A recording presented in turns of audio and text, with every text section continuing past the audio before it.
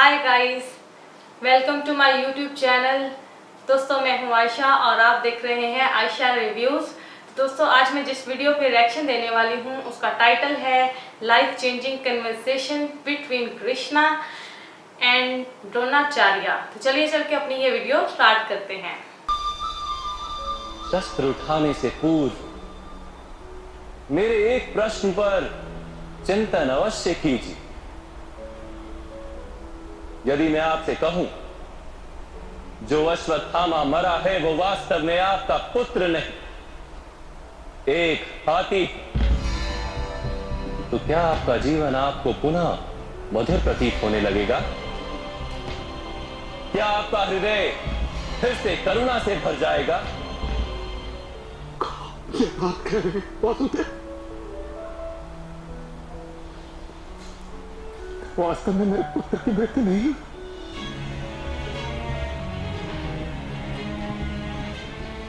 यदि आज आपके पुत्र की मृत्यु नहीं हुई तो कल होगी। विश्व में कौन अमर रहता है गुरुद्रोण? किंतु वास्तविक प्रश्न तो ये कि आपके जीवन के सुख दुख, आशा निराशा, ज्ञान अज्ञान, क्या सब कुछ केवल आपके पुत्र से बंधे? क्या आपके जीवन का दूसरा कोई मूल्य नहीं?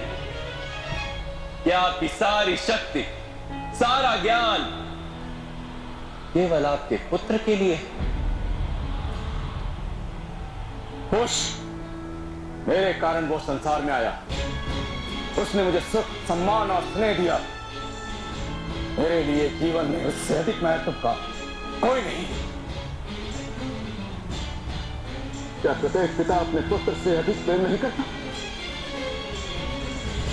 तो विचार कीजिए गुरुद्रोण, जिस पुत्र के प्रति आपको इतना अधिक प्रेम, उसे वास्तव में आपने क्या दिया? संपत्ति दी, सुख दिए, राज्य दिया, संस्कार दिए, विद्या दी, धर्म का ज्ञान दिया गुरुदेव। क्या आप उसे कुछ भी ऐसा दे पाए जिससे उसे आपके रक्षा की आवश्यकता ही ना?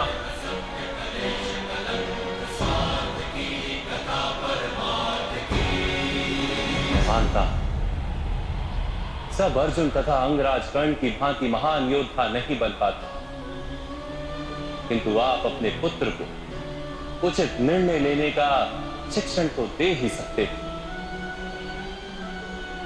यदि आपने ऐसा किया होता तो आज आपका पुत्र धर्म का शत्रु नहीं होता और आपको भी अधर्म के पक्ष में रहकर युद्ध नहीं करना पड़ता। मैं अपने पुत्र अश्वत्थामा को सारे सुख देने की इच्छा रखता था वासुदेव। मेरे पुत्र अश्वत्थामा के प्रति मेरे मन में प्रेम के कारण प्रेम तो उन्नति देता है, उचित अनुचित का ज्ञान देता है गुरुदेव। प्रेम होता तो आप भी अधर्म से नहीं बंधते और आपका पुत्र भी अधर्म से छूट जाता।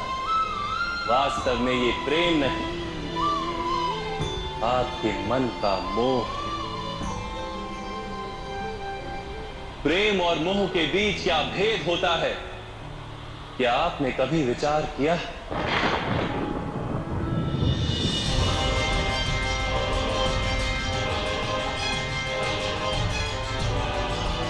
प्रेम से ही तो मोह का जन्म होता है वासुदेव।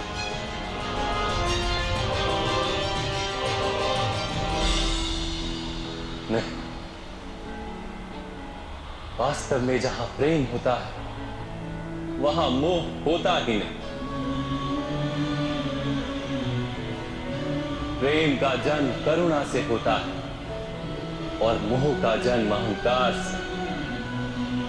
प्रेम कहता है कि मेरे पुत्र को ईश्वर संसार के सभी सुख देंगे और मोह कहता है कि मैं अपने पुत्र को संसार के सारे सुख दूंगा। प्रेम कहता है कि मुझे अपने पुत्र पर गर्व और मोह कहता है कि मेरे पुत्र को मुझ पर गर्व हो। प्रेम मुक्ति देता है गुरुदेव, मोह बांधता है। प्रेम धर्म है गुरुदेव, और मोह अधर्म।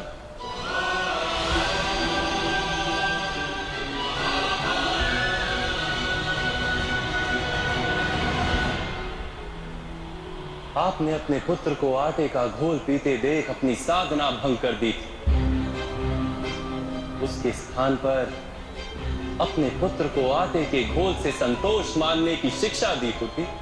अपनी साधना भंग करने के स्थान पर उसे संघर्ष करके कुछ प्राप्त करने का शिक्षण दिया होता, तो क्या आज आपकी स्थिति कुछ भिन्न नहीं होती? अपने पुत्र का भविष्य उज्जवल बनाने के प्रयासों में आप उसके चरित्र को उज्जवल बनाना भूल ही गए। आपके मोह के कारण उसके जीवन से धर्म नष्ट हो गया।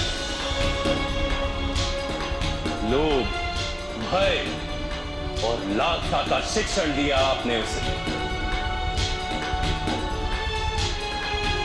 और स्वयं भी उसी मोह के कारण वास्तव में आप गुरु तो कभी बन ही नहीं पाए। केवल शिक्षक बनकर रह गए आप।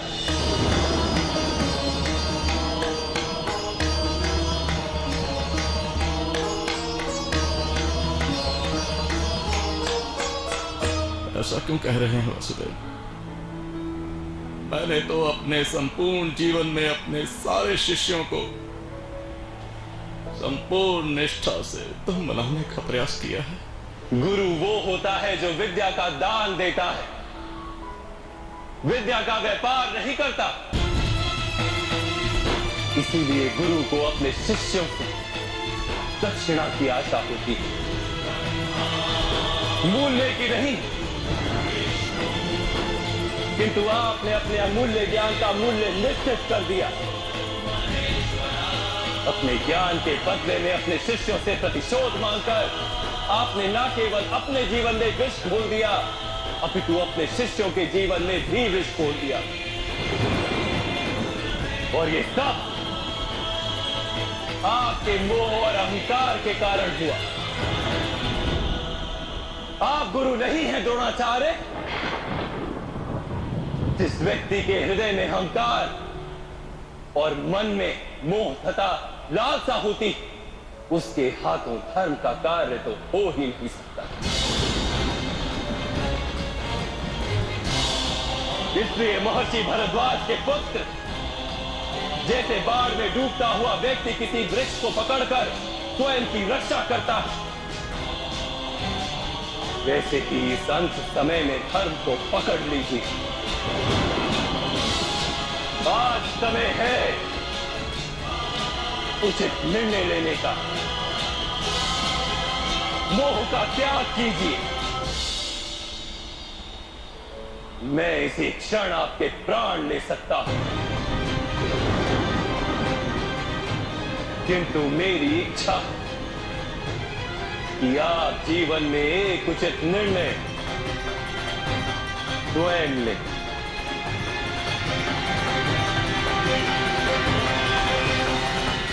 क्या कह रहे हैं आप? मेरा ही दोष था कि मेरे पुत्र अश्वत्थामा को दंड प्राप्त हुआ।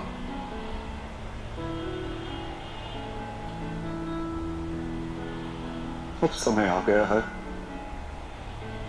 कि मुझे भी दंड प्राप्त हो। मैं स्वीकार करने को सज्ज हूं।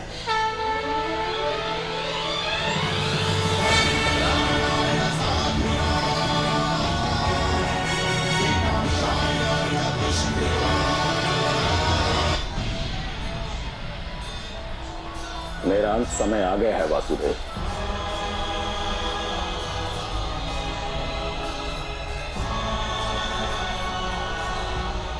मैं आपको अंतिम प्रणाम करके अपने प्राण त्याग रहा हूं।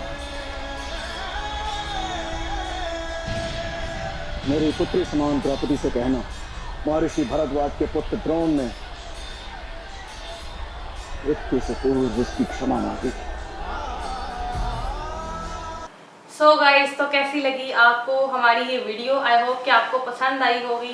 दोस्तों, इसमें हमने देखा कि कृष्णा जी ने द्रोणाचार्य को मतलब उनकी जो गलतियां हैं उनका एहसास दिलाया कि आपने सारी ज़िंदगी आप लोगों को सबक देते थे, लोगों को अच्छाई सिखाते थे, तो आपने क्यों अपने बेटे को ये अच्छाई नहीं सिखाई।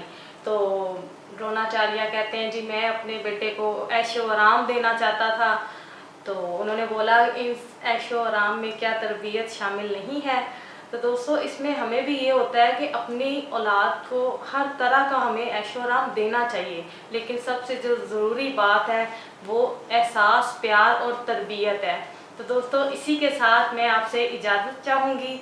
फिर किसी ऐसी ही वीडियो में मिलते हैं। तब तक के लिए अपना बहुत सारा ख्याल रखिएगा। अल्लाह हाफिज़।